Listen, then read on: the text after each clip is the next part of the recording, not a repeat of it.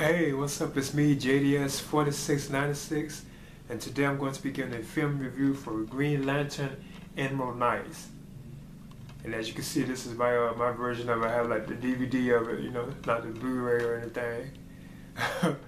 Yeah, now this was released in 2011, and it is the 11th film in the DC Universe animated original films, because it's actually like a follow-up to Green Lantern First Flight, which was like the origin tale about how Jordan, how he received like the ring and became like the first human Green Lantern, and cause I know Abin Sur gave him the ring, Well, this particular film, it tells like it's kind of similar to like Batman Gotham Knight, where it tells like or like the Animatrix. It tells like different stories that interlock into like one main story, while at the same time like the main story of the film is going on as well, But like it tells 6 interlocking stories from the 6 different Green Lanterns, like say like Kilowog, he has his own tale, It's also like a tale about like the first Green Lantern, who's actually the first one to actually make a construct with his ring, and a construct is like basically like the image, like a sword, like he formed a sword with his ring. It tells like the tale about the first Green Lantern, and there's also other ones too as well. It's like 6 different tales about 6 different lanterns, but you have like the major story as well, like the main story going on, which involves like this giant like ancient enemy of the Guardians of the universe. And the ancient enemy, his name is Krona, and he's like, he's like a being that I think he had like a form, but like years ago they had cast him out and made him like, like he became like basically like an energy form, basically something like that. It says like where they made it like his physical form, it's like energy, so he's nothing but energy. So that explains why he was able to do what he did towards kind of even in the beginning of the film, he makes himself like humongous, almost like the size of a world, which I think is cool, Plus it was like, and that's like the major point of the story, that's going on with Green Lantern Emerald Knights.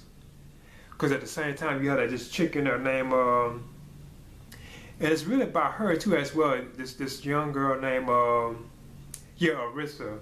She's like a rookie Green Lantern, and like Hal Jordan is training her to be a lantern. And at the same time, this is when Krona is planning on invading the planet Or, and destroy all the Green Lanterns and the Guardians of the Universe. So at the same time, while he's training her, those events are going on as well, with Krona coming to attack, and plus at the same time, the Guardians of the Universe and the Green Lanterns, they have to make plans to escape the planet Or.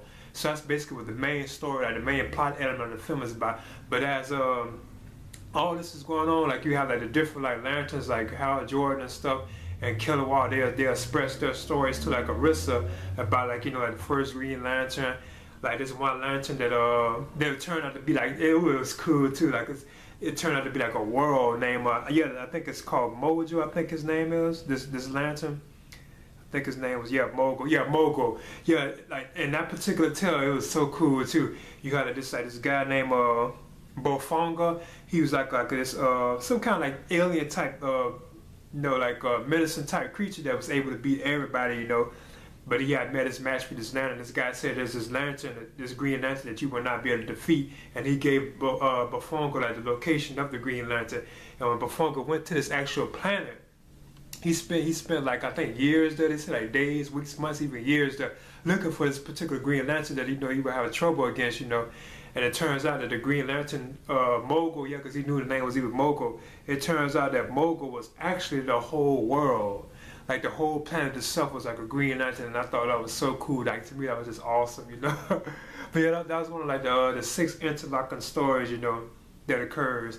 But I thought this is pretty cool, Like like some of like the scenes like the Kilowog one with him and like his Sergeant Deegan, the one that was kind of like training him and took him on missions and stuff like that. I thought that was kind of cool because the sergeant, he's like very aggressive, like most like military types usually be. They're like, yeah, get down, so you do this, that, you do this, you do that, how they always be, Then you have like another one about this princess known as I think Lyra, and she has to go to her home world that is under attack.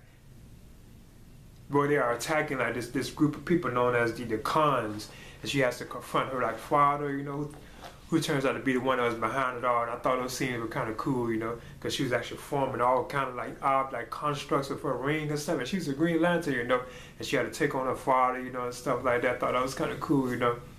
But yeah, like the main thing of the story is the idea that Chrono, he is on his way to destroy like the Green Lanterns and the Guardians of the Universe and the planet Oa itself, basically, period, you know. And yeah, he's like I said before, he's made of like antimatter, like energy, you know, and he's like an alien tyrant that once sought to destroy all life, you know, in the universe, whatever. He was like an enemy of the Guardians of the Universe. So yeah, he's pretty cool because at the moments with him, you know, like he gets like real huge, like gigantic and stuff, and he could take on like all like the Green Lanterns, you know, and I thought that was cool and awesome, you know, that he can actually do that.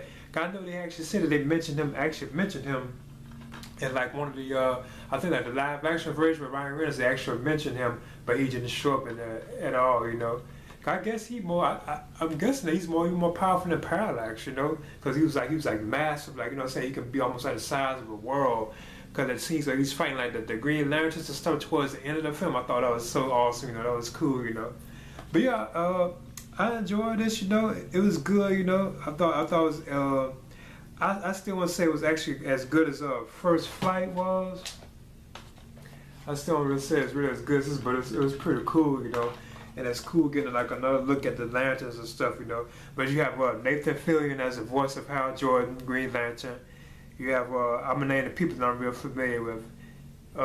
Kelly, who was Lara, Roddy Piper, the wrestler, you know, as Mofongo. Arnold Vosloo, you know, from like the Mummy films, you know. And I know he did the Dark Man, like the second two Dark Man films. He is Abin Sur in this film, like the voice. And then you got there's a bunch of them. Henry Rollins as Killer Wall, Andre Ramono as Abin Sur, you know, Ring, I guess the Ring when it's talking and stuff.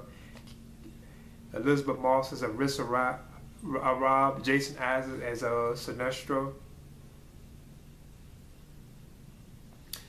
A nice little cast in this film. But yeah, I enjoyed this, and this is my review for Green Lantern Emerald Knights, and this is the I think the 11th film in the DC animated universe original films.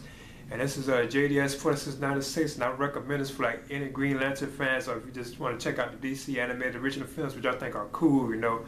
I actually prefer those over like the live action films, you know. I would recommend it, you know.